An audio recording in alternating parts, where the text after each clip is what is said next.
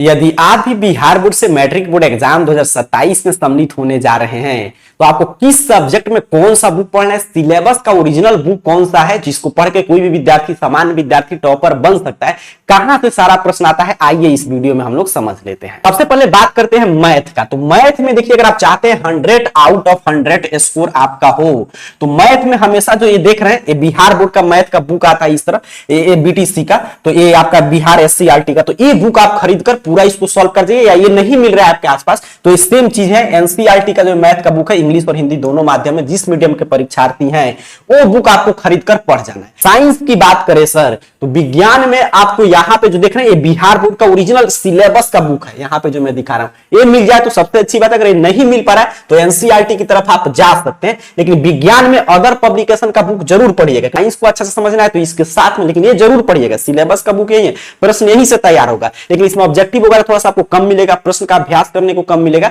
तो इसके लिए आप कोई भी अदर पब्लिकेशन से भारती भवन, आलोक भारती वगैरह जो भी आपको अच्छा लगे इसके साथ में पढ़ सकते हैं कॉन्सेप्ट समझने के लिए, लेकिन सिलेबस का बुक यही है। सोशल साइंस की बात करें तो सोशल साइंस में ना कोई अदर नोट्स आपको पढ़ना है, ना अदर किसी बुक की तरफ जाना है। जो यहां पे आप देख पा रहे हैं बुक पर्याप्त है, इतना पढ़ लेंगे आपका 80 में 80 आ जाएगा, क्योंकि इसमें 20 मार्क्स का प्रैक्टिकल होता है। इतिहास के लिए देखिए, इतिहास की दुनिया पतला सा जो बीटीसी का है, ये जरूर देख लीजिए ध्यान से, ये चीजें पढ़ लीजिए, ये बुक काफी है, इसके अतिरिक्त आपको कुछ पढ़ना ही नहीं है, इसको लाइन बाय लाइन समझ जाना है। आपका भूगोल प्लस आपदा प्रबंधन के लिए जो यहां पे देख रहे हैं, भारत संसाधन एवं उपयोग, ये पढ़िएगा। पॉलिटिकल साइंस, लोकतांत्रिक राजनीति के लिए ये है। हमारी अर्थव्यवस्था जो इकोनॉमिक्स का ये बुक है। तो सोशल साइंस में बस यही 4 बुक पढ़ना है, आपदा प्रबंधन जो है इसी में रहता है। फिर हम लोग बात कर ले इंग्लिश में, तो इंग्लिश में देख लीजिए, इंग्लिश का ये बुक आता है, आप पढ़ सकते हैं। इंग्लिश का आपका बुक है, लैंग्वेज सब्जेक्ट है तो इसका बुक से प्रश्न आएगा। तो ये बुक आपका फर्स्ट इंग्लिश, सेकंड इंग्लिश हो गया, और इंग्लिश ग्रामर, चूंकि ये है आपका लैंग्वेज सब्जेक्ट तो ग्रामर से प्रश्न आएगा, तो 10th स्टैंडर्ड का ग्रामर का बुक एक आपको पढ़ना होगा।